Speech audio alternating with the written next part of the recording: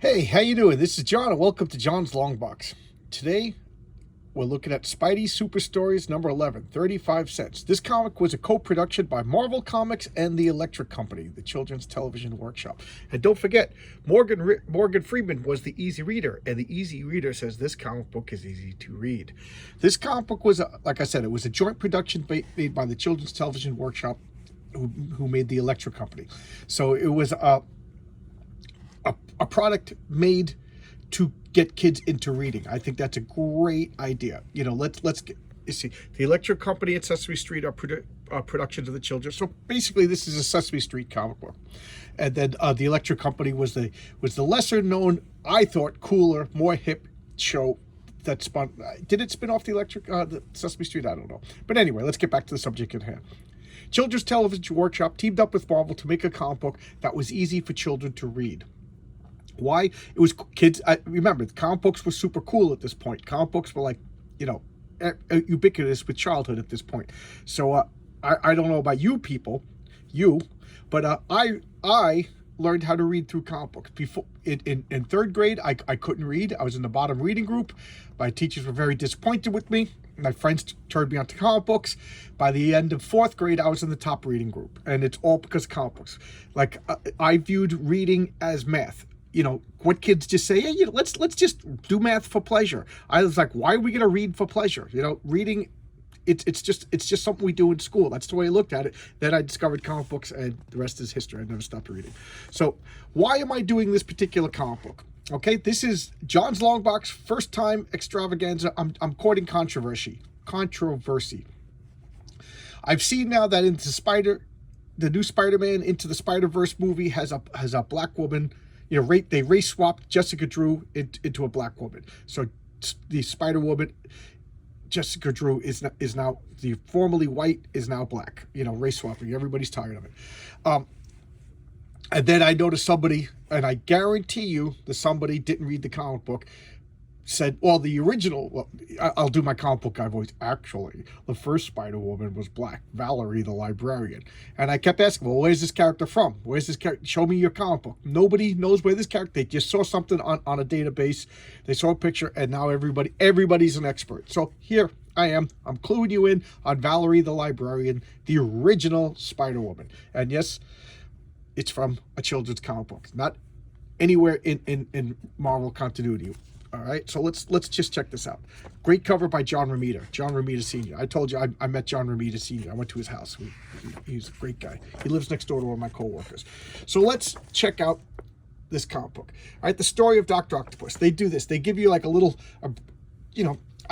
when I say child, keep in mind, I am a big fan of all ages comic books. I'm a big fan of comic books that anybody from, first grade to 100 years old could read and enjoy, because that takes talent. To make it so that an adult can appreciate it and a kid can appreciate it. So let's look at the credits. Gene Thomas, writer. Winslow Mortimer, pencils. Mike Esposito and T. Morelliano, I'm saying that wrong, are the inkers. A.J. Hayes, editor. And John Romita's the art director, meaning he shows you how to do the character designs. Let's look at the indicia. Marvel Super Stories, published by Marvel Comics Group. And then what year? 1975. Children's Television Workshop characters are from the Electric Company. That's important. 1971, 1975. Okay?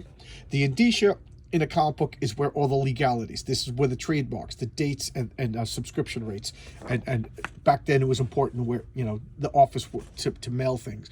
And it would tell you what postage rates it would get. Would it get a magazine rate? Would it get like a regular rate and stuff? So if it qualified, it would get a magazine rate, which would make it easier to ship.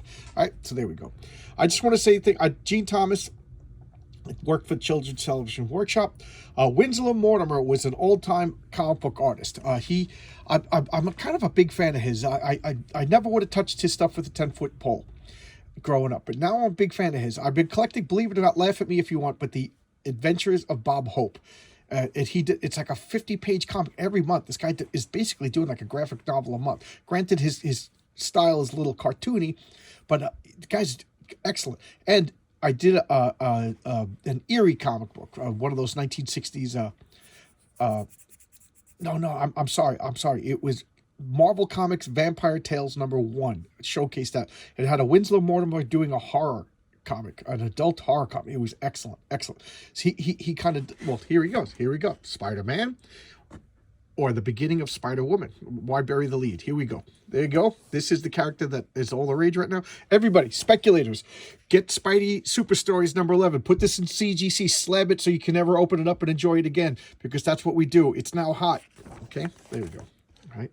So is this the end of Spider-Man or the beginning of Spider-Woman? Splash page, for those of you who never seen one of my videos before, splash page is usually the first page of a comic book, and it's one panel. Excellent splash page. Here we got Peter Parker over here, and then we got the Vulture. I don't believe my eyes! So now we're going to cut back to, okay, so the Electric Company. And here is Valerie over here.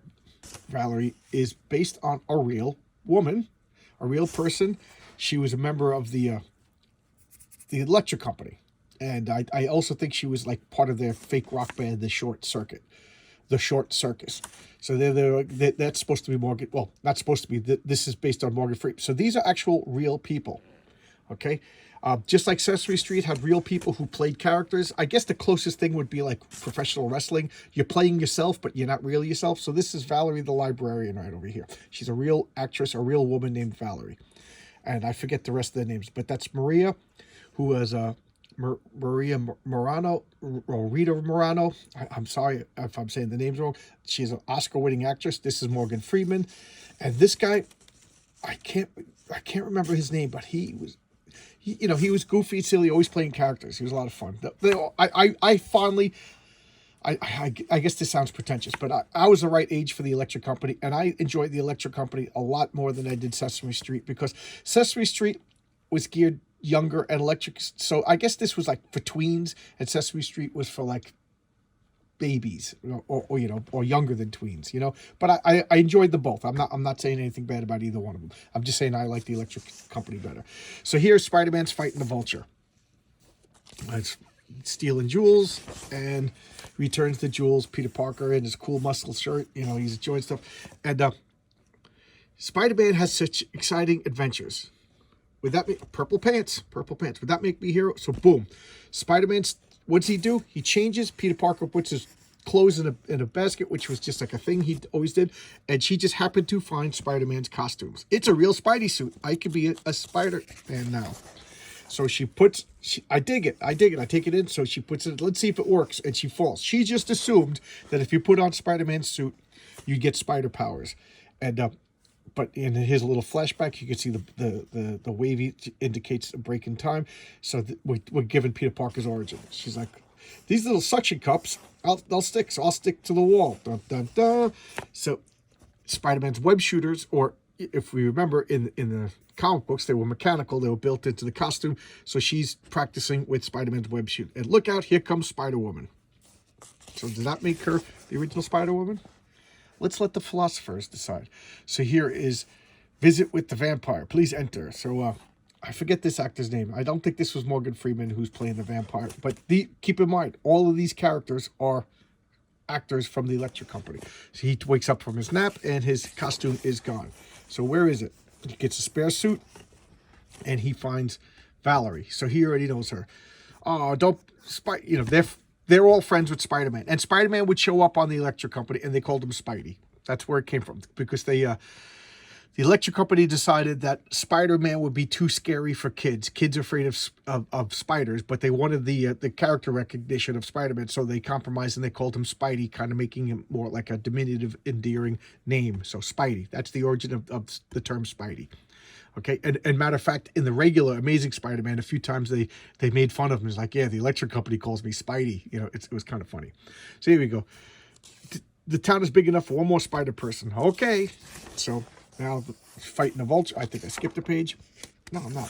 So it's just abruptly help. Spider-Man gets punched by the Vulture. Pow, pow, pow. And she's like, I'm going to help you. So she swings in, kicks the Vulture. More spider people. I'm getting out of here. So now they both web up the Vulture, tie him up, and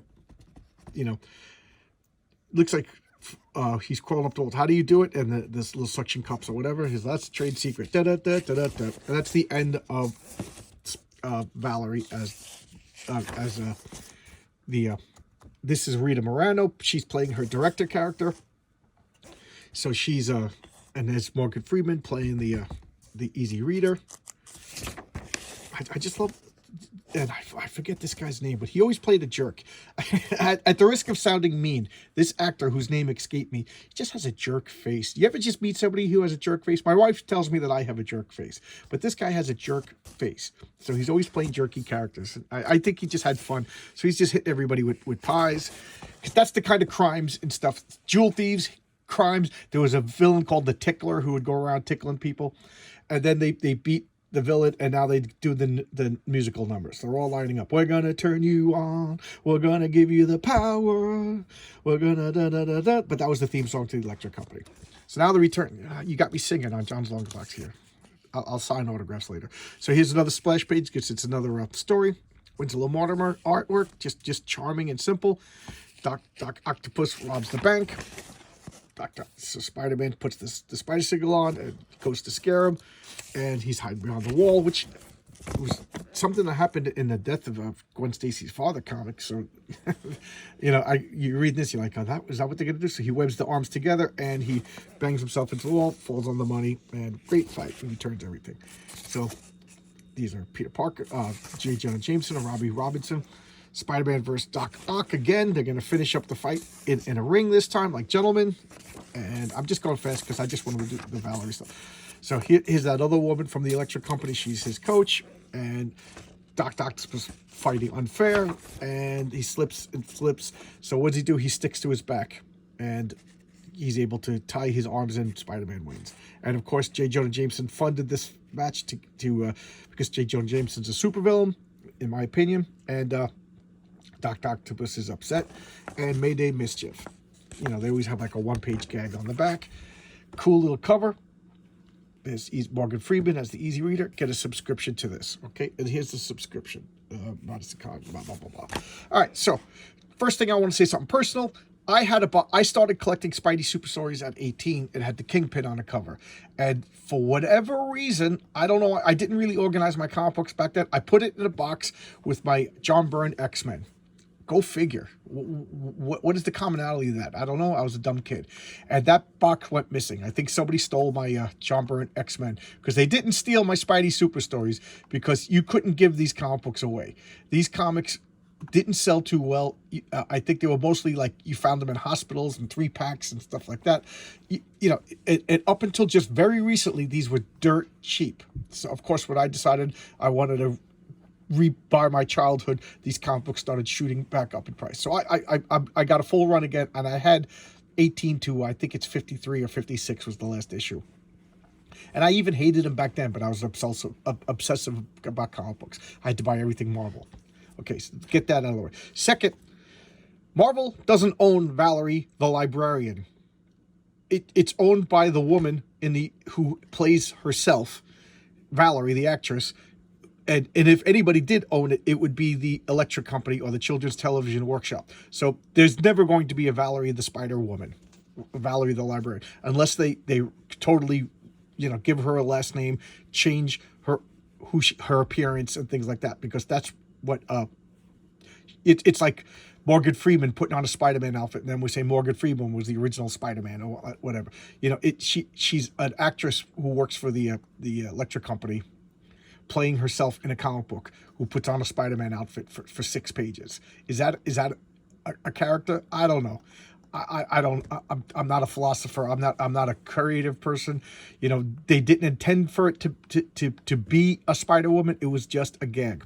And I would also like to point out that this comic, Spidey Super Stories 24, featuring Thundra, one of the coolest female villains, heroes, because sometimes she's good, sometimes she should have been in She-Hulk. I just want to point this out. Mary Jane is also Spider-Woman, the first Spider-Woman.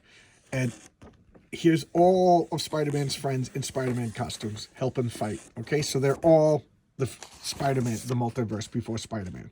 All right, they were fighting Kang, Lockjaw, they teleport throughout time. Mary Jane in the same exact costume. I forget what character that is, the fat one. So there you go. the electric company, invented the multiverse, invented Spider-Woman, invented various versions of Spider-Man, Black Spider-Woman, White Spider-Woman, and it's all nonsense. It's just all nonsense.